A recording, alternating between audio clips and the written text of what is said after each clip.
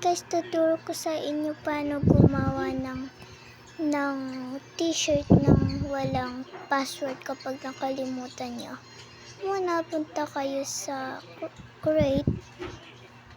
Itayin lang natin. Pumunta kayo sa pindutin nyo yung sa gitna ng home. Wait lang, lag pa ako eh. Tapos punta kayo sa creation. Wait lang, na ulit. Sa creation yan. After that, sir ka pupunta ko. Yun, dun tayo sa avatar items. At pumunta tayo sa classics.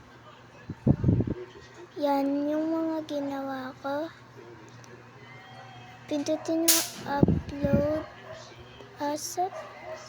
Lagay nyo pangalan nyo. Tapos anuhin nyo. Awa. Papay. Tapos lagay nyo yung pangalan ng t-shirt. Langaw? Ay, sorry.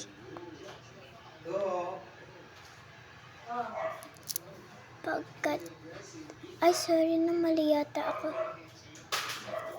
Wait lang. Lagay ulit pangalan ko. Bakit? Mali ba to? Okay, try lang natin. Mali ako, sorry. Wait lang. Pindutin ulit yung creation para bumalik. Hindi ko mataas. Yan.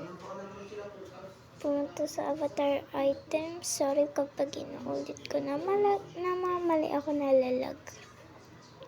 Sa classics, punta sa upload asset pa. Bukas ibibigay ko yan. Matulog ka, matutulog ka ng tanghali ka. Apa. Hindi ka natutulog ng tanghali eh. Tapos lagay ko yan. Lagay pretty heart. Nilagay ko. Kasi maganda.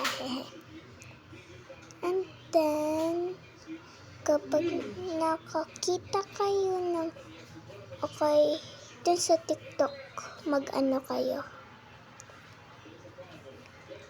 Mag-choose kayo. Matagal pa ako mag-choose kasi sobrang ganda. Kapag ano na lang. Maghanap kayo dun sa TikTok para makagawa din kayo ng t-shirt. Inedit ko lang yan. Hindi nakita ko, pinicturean ko. Inedit ko para maging ganyan.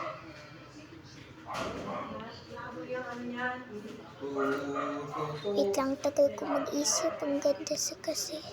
Ito na lang. Yung first. Wait lang.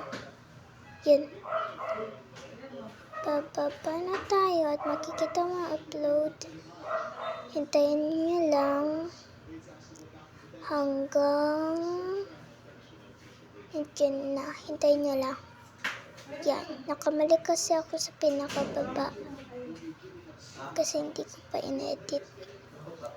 Hanggang punta kayo sa avatar nyo. Punta sa customize. Punta kayo sa costing.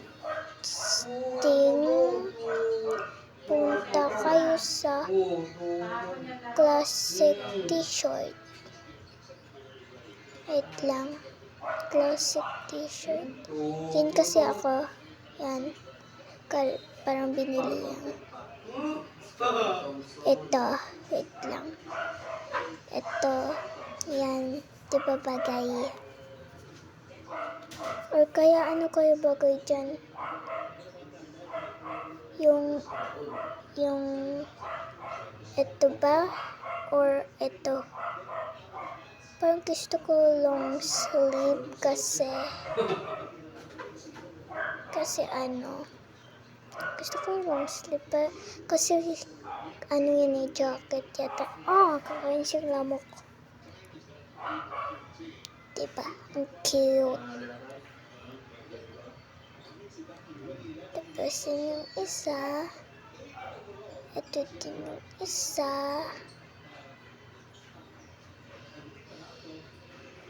At ito.